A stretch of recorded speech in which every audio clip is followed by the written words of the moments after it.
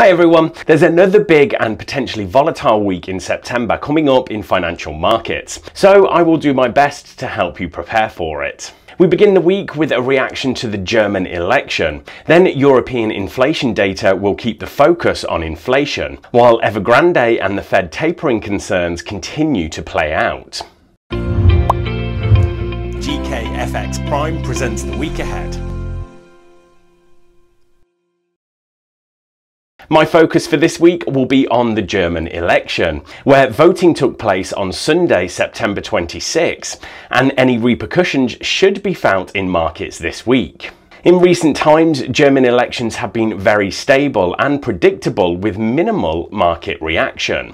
This one could be different though, because Angela Merkel is stepping down after 16 years as Chancellor.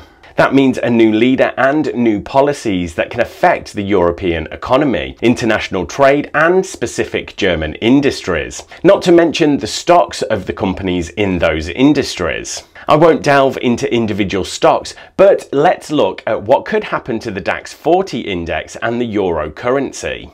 So by the time you're watching this video, we should know who the next Chancellor is, but might not know which parties will be in the government coalition. So what combination of coalitions are analysts expecting to be good and bad for markets? Well, there are 5 parties in the running to be part of the government. 2 Conservative, which are the CDU and CSU alliance, as well as the FDP. 2 Liberal parties, the SDP and Greens, and 1 more hard left called Die Linke. First, the results that should be positive for the DAX index and for the euro. Number 1, a 2-party coalition of the CDU and SDP would be a continuation of the status quo, so probably wouldn't cause any upset. Number 2, a 3-party coalition between the CDU and SDP and Greens is the most expected result and should mean a bit more government spending, but the power split would limit very meaningful change. Now, the results that should be negative for the DAX and euro. Number 1, any coalition with Die Linke would create concerns about an anti-business climate in Germany. And 2, a coalition of the FDP might mean a return of austerity policy and reduce the chance of the EU Recovery Fund getting extended.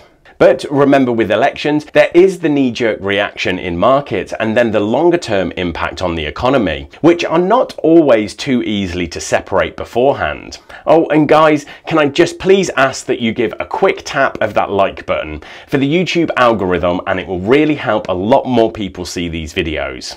Okay, so let's round off with the economic calendar. Now, as I mentioned in the intro, Eurozone and German inflation data points are probably the main ones to watch. It's a delicate time for central banks, including the ECB, which are making plans to taper bond purchases. The risk of a policy error is high. Central banks might either be wrong to start tightening policy as the economy slows down, or they might have misjudged the strength of inflation, in which case they are behind the curve and need to speed up rate hikes. Euro-dollar especially will move as markets try to predict which way the Fed and ECB pivot on monetary policy. Elsewhere, China data will be important to watch in the context of the issue around Evergrande. Right, thanks everyone, good luck trading this week, and make sure to click on subscribe so you don't miss the next episode of The Week Ahead.